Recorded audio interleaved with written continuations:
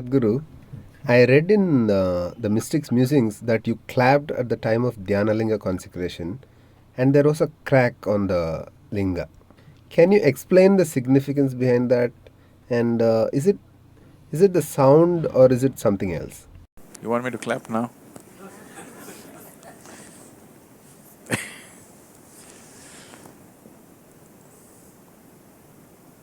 Now, that is not because of the sound. The power of the sound that Panditji was saying is, in the modern science we are trying to explain it off as resonance.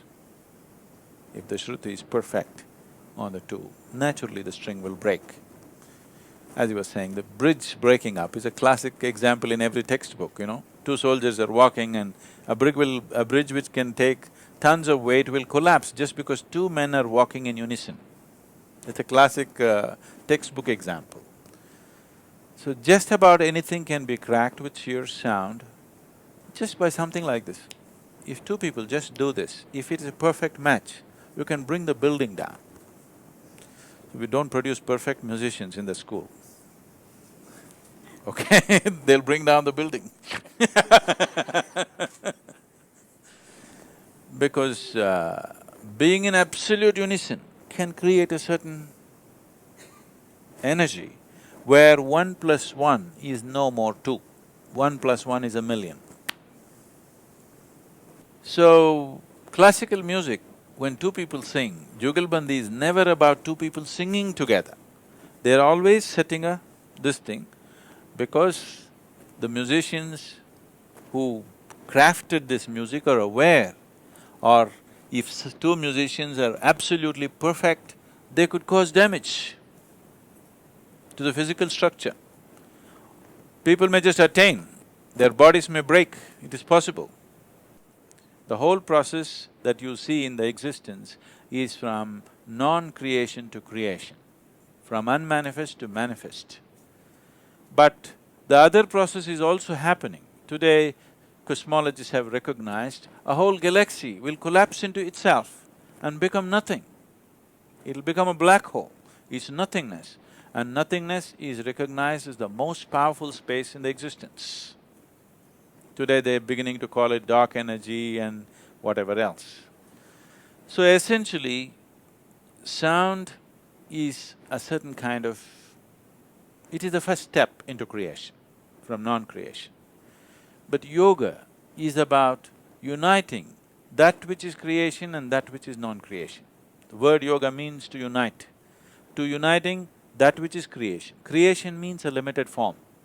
It may be a planet, it may be a solar system, it may be a galaxy, but still a limited form. In our perspective, it may be large, we may think the universe is unlimited. That's our perspective, an ant thinks you're unlimited. Our perspective of what is size is from the size of who we are. You know, we are looking at something is large, something is small. Essentially, any form is a limited space. So, yoga means to unite that which is limited with that which is unlimited. So, what is a form? To make it formless. But at the same time, we don't want to lose our form, but we want to connect the limited with the unlimited. Yoga means, the other word is to yoke or to unite. So we want to yoke or unite the limited with the unlimited. We want to couple them in such a way that we have the experience of both. That is why we are teaching you Shambhavi. That means it's a twilight zone where creation and non-creation both happening at the same time within you. The process of creation is moving from unmanifest to manifest. But another dimension, which is even more important, is moving from manifest to unmanifest. So this is a culture which recognized the significance and importance of that and held that as the foremost process in the existence. That is why we hold the destroyer as the Mahadeva. Destroyer means he is moving the manifest into unmanifest. So he is held as the highest because here we recognize that is the highest process. Making the unmanifest into manifest is a limited process. Making the manifest into unmanifest is the unlimited process. So that is the reason, though Shiva is a destroyer, he is held as a Mahadeva. So, Cracking of the stone is not because of the sound. I don't even know if it made sound, it made some sound, but it's not the sound, it is a different process. Because if any energy happens at a certain scale, sound gets produced. Have you seen the airplanes sometimes, the fighter jets are going and when they break the sound barrier, boom, like a bomb it goes. All that happened is an object moved faster than what it was from a certain limit, it crossed that limit of speed and suddenly there's an explosive sound, nothing exploded. See, nothing blew, all right, there's no fire, but there is sound.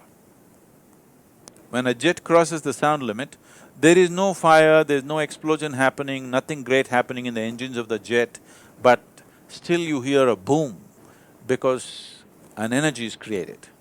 So, the energy is the basis of the sound. The sound is not the basis of the energy. It's the energy which is the basis of the sound. Because there is energy in this body, I can make these sounds, isn't it? But at the same time, sound is the basis of energy on another level. It is because of sound that energy has happened. When there is no sound, there is energy but it is unmanifest. It is simply there. So today, modern nuclear science is explaining this in a certain way. You know, you can see virtual protons and virtual neutrons being created. If you just as much as add energy outside, not connected to this chamber, if you just play energy around, you will see virtual protons get created. That means creation is happening in a absolute vacuum space. So, in a non-existence, which we are referring to as Shiva, existence is beginning to happen with the first play of energy. So we say this is Shakti. Energy is Shakti. Once she begins to play, creation begins to happen. The first form of creation is always the sound. The first there was word. And it's both ways. See, we always try to understand everything logically. Logic always moves step by step. Creation does not move step by step. There's no point trying to logically put it on a blackboard and say, this how creation happens. It's a silly way to go. There's only one way. If you cave into yourself, use whatever. You use music, sound or a sledgehammer, use whatever the hell you want to use. But if you just cave in, then you know it.